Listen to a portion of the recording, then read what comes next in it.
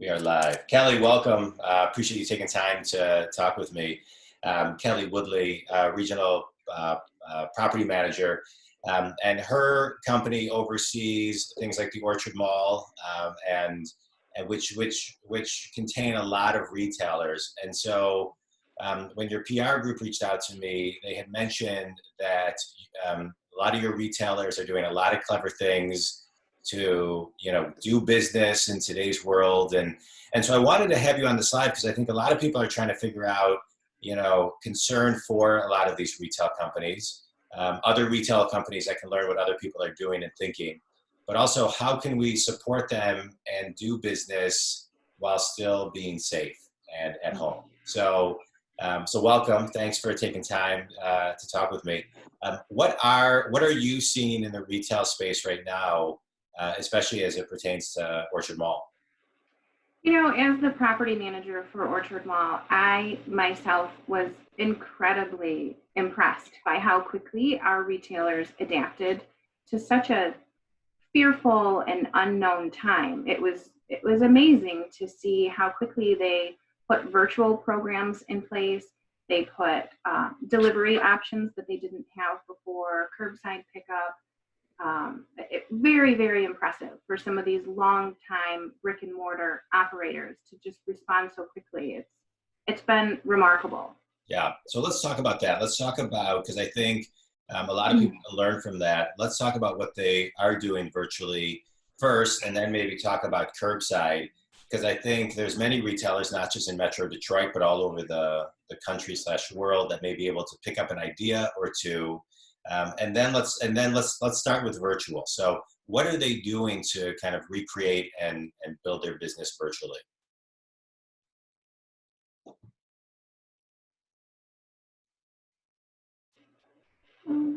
You there? There you are. There we go. All right. Did you hear? Did you freeze? I heard the very beginning of your question, and then you were frozen. Let's start with talking about what they're doing virtually, because I think it can help local businesses as well as companies around the country and world. What are they doing? I'm a big fan of sharing ideas and what's going on. So what are they doing? Yeah, so I think our health and fitness users were sort of the first ones to jump on the virtual programs and things that were available to them, which I think is amazing, because as we're working through a health crisis, it's very important that we keep our mind and bodies, moving and connected. So we have in the Orchard Mall, we have Yoga Shelter, Fuse 45, which is sort of high intensity interval training. Right. We have a Planet Fitness also in true martial arts. So plenty of ways to engage and move your bodies. So they're utilizing Zoom classes, Facebook Live, Instagram. They're using all kinds of virtual and social media platforms to still engage with their same clients. They have full schedules posted on their websites, and you can join right from their website. And I think that's been really great. And hopefully it's something that they can continue to use in the future. While I think it'll still be important to have their customers in class, but say a client is traveling and they want to have their favorite yoga instructor teach them a class, they can tune in from the hotel or from the beach. And I think that'll be really interesting to see how some of these things continue. Yeah. And what about some of the non-health? I know you have a lot of non-health. What does that look like? So we have Tapper's Diamonds and Fine Jewelry. They have locations at Orchard Mall, Somerset, and 12 Oaks. And all of them are, of course, closed at the time, but they're utilizing social media to show a lot of their products, engage with their current customers, reach out to new customers. They're offering virtual concierge services. One of the things that's really important to Tappers is that they be there for their clients for the special moments, for birthdays and anniversaries. And they're continuing to do that virtually. It's more difficult, but it's nice to see that they can continue. Some of our clothing operators are doing the same thing. They're going in the store on their own, and they're spending the time taking photos and posting pictures and doing videos, and they're taking call-in orders. They're offering free delivery and next day shipping, just getting real creative and finding ways to continue to do business, but they're also finding ways to keep spirits up. So I know one of the operators, Guys and Gals, had a Facebook raffle contest where all they wanted to do was see a positive picture of how you're spending your time, and they entered you into a drawing for a gift card that you can spend later. So it's nice to see some of those virtual and online shopping and also connections still continuing. Yeah, I love you talk about the virtual concierge service, what Tappers is doing. I think that's so important because, it's hard. I think it's hard for a lot of these retailers, especially ones that, depend on people to come in and just kind of get a feel of things, right? And to recreate that sense can be challenging, but doable as you're seeing, and as we're all seeing. What about delivery? So curbside, how are they not only doing it, but how are they doing it so people know they're doing it safely? Today's April 24th. Right. Governor came out, extended everything through May 15th, and she is begging people to wear masks and safe. I'm hearing story after story about how many people are just leaving and not. And I think we all need to raise our level of consciousness with this. So what are they doing for delivery, and how will consumers know that whatever they're doing it in a healthy way, so Right. they're not passing germs? I think that's the important part, is how do you make your customers comfortable? Yeah. And one of the businesses that remains open is Premier Pet Supply, and they are a newer retailer at Orchard Mall. They have 7 other Metro Detroit locations, but they, prior to COVID-19, did not have delivery. They did not have curbside. Now they're very involved in the community and want to give the community everything they need. So it was nice to see them roll both of those services out. I myself went in and bought 2 bags of dog food last week. You have the option to go in the store. You can obviously keep your 6 feet of distance. You can wear a mask. Employees are wearing masks. They're wearing gloves. They're cleaning. Or if you're more comfortable, they'll bring it out to your car, put it right in your trunk, and you never have to engage face to face or have any of that contact. If they deliver, they can leave it on the porch and you don't have to see them. So there's plenty of ways, and I think the health and safety aspect has been very important to all of them, and how they make sure that not only that they're being safe, but that people understand and feel safe. Yeah, no, that's great. And what are my wife is dropping our dogs off right now with the groomer, because they are, well, they're an essential place because they sell dog food, et cetera, et cetera. So yeah. So my question to you is now, as somebody who's running the mall, what are you doing to keep it clean? A couple of days ago, I had Jared Rothberger, who is the owner of Jan Pro. I don't know if you guys, I know Jared. Yeah. Oh, Jared, yeah. So he's great, and what he's doing is great, and he is, very in front of the COVID cleaning and being germ-free. And so what are you doing so people know that when this does rise and they are back, that, things are being kept, clean and Sure. on your behalf? What are you guys up to? So up until now, we've had all of the doors locked and no one is allowed in. And another thing that's important to us is keeping our employees safe and healthy. And we've had them stay home for now. Now that Governor Whitmer is talking about a reopening strategy, we're starting to plan ahead, and we're trying to think of ways to up the level of cleanliness. We've always had someone on site cleaning daily, but we want to take it a step further, and we'll engage in services exactly like what Jared's offering. And maybe I'll reach out to Jared and he'll be the one that we'll use. I can make an introduction if you want, Kelly. No, I know him well, and his business partner. Okay, Yeah. No. So we're ramping up our cleaning procedures for the common entryways, the restrooms, all of the touch points. We're going to make sure get an extra level of care. We're staffing, or we're suiting our staff with the appropriate masks and gloves, and making sure that they're aware of all of the social distancing practices that they need to use. But we're also starting to encourage our retailers to focus on their reopening plan and their safety procedures that they'll put in place. And also, we're asking them the question, like, what will you do to make sure your customers know that you're back and that you're safe?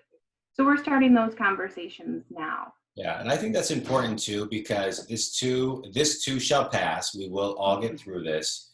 There's so many unknowns, but I think it's really important to focus on the future because Yeah, it gives us something to look forward to. And we've got to, if this showed us anything, we've got to prepare for many different scenarios all at the right. same time.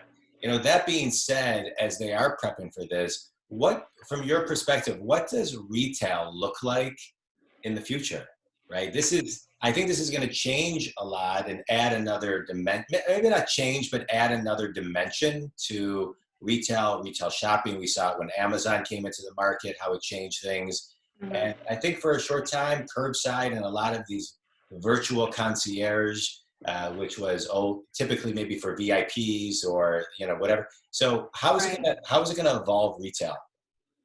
It'll be interesting to see how it all pans out. But for me and for the company that I work for and with, we like to try to find the positives and the optimism and keep that idea as we move forward. So for me, I'm choosing to see it as an opportunity. It's an opportunity for these retailers to do even better.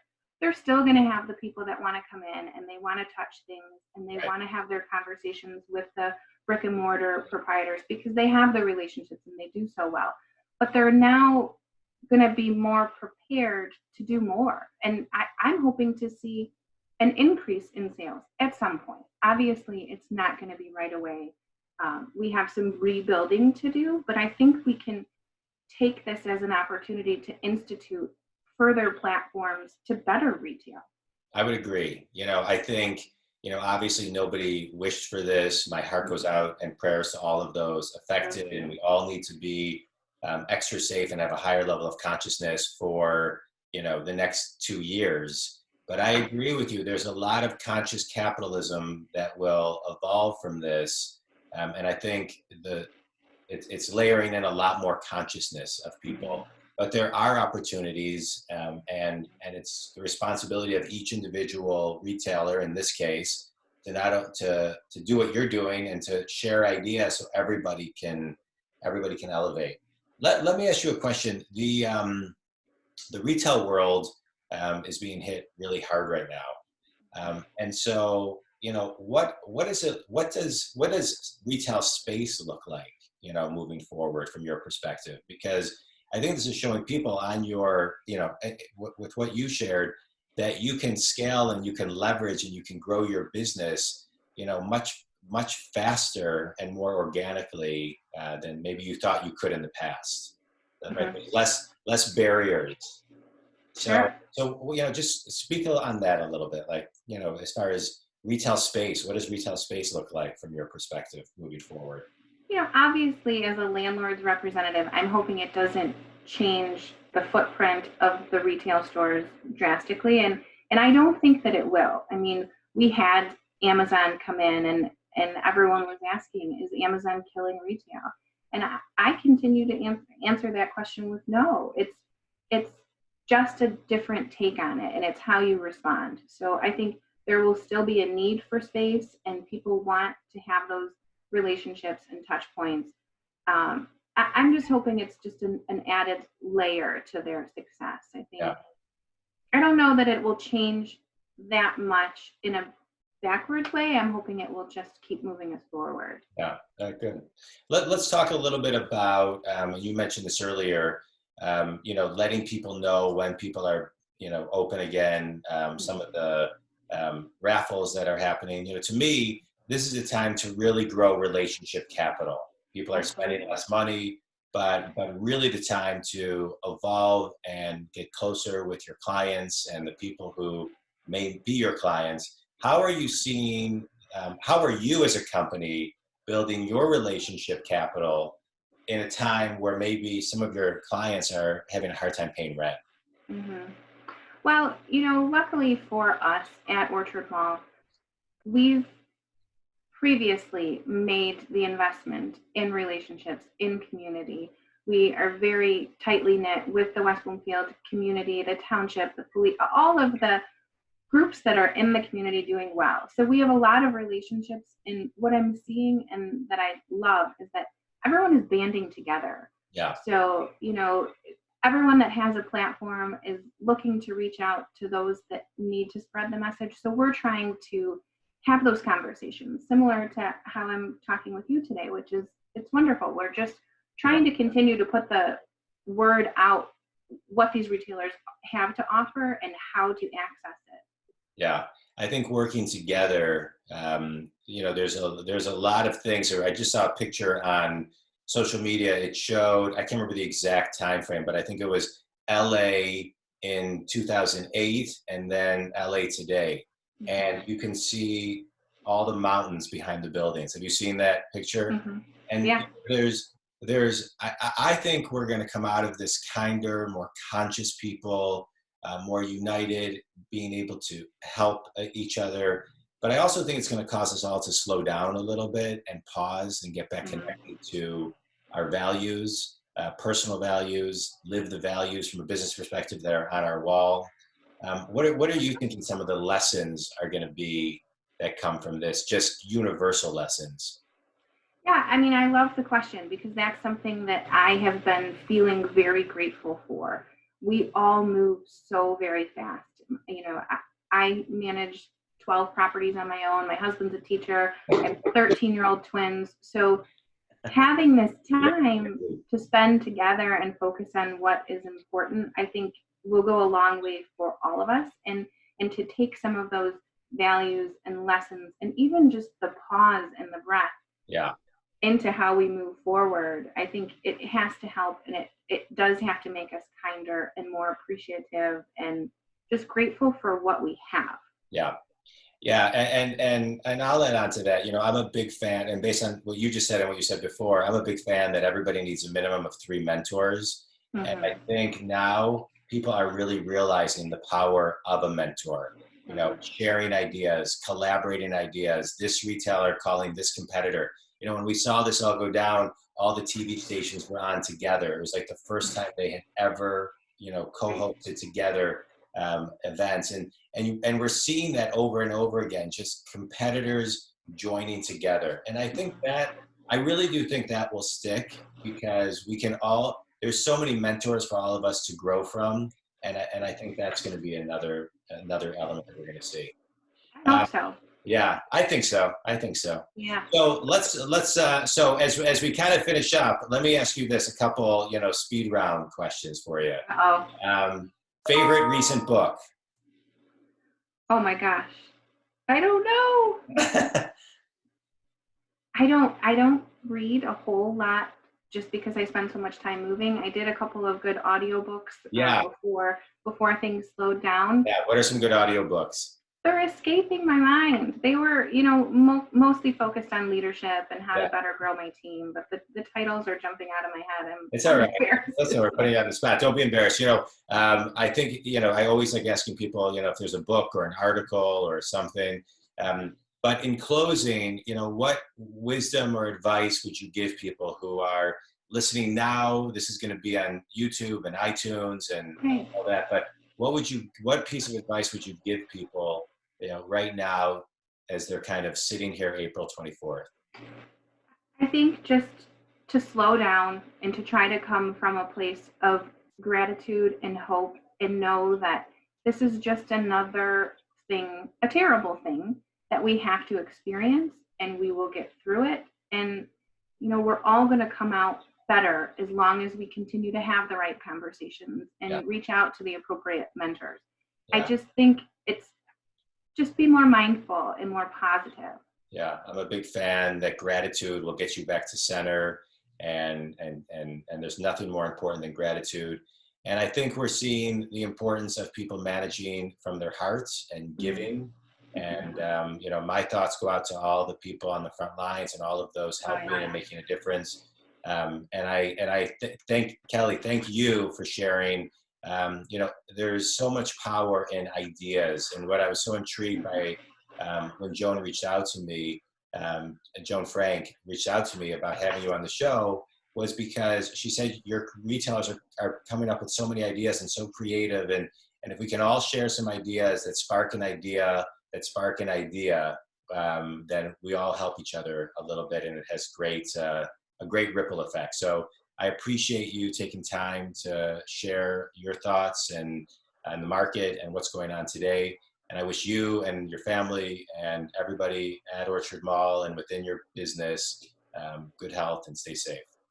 Thank you. Thank you very much for taking the time to speak with me and to learn about these amazing retailers. I just can't say enough good about them. And I hope that, everything comes out even better. They're all wonderful. Yeah, I hope so too. I'm going to be 48 this year, and I've been going to Orchard Mall for 48 years with my family. So I want I want them to survive and thrive and do well. And so I wish all the best to them and everybody. And thank you so much. Thanks, Kelly. Thanks, John. All right. Have a good one. Stay safe. You too. Take care. Bye.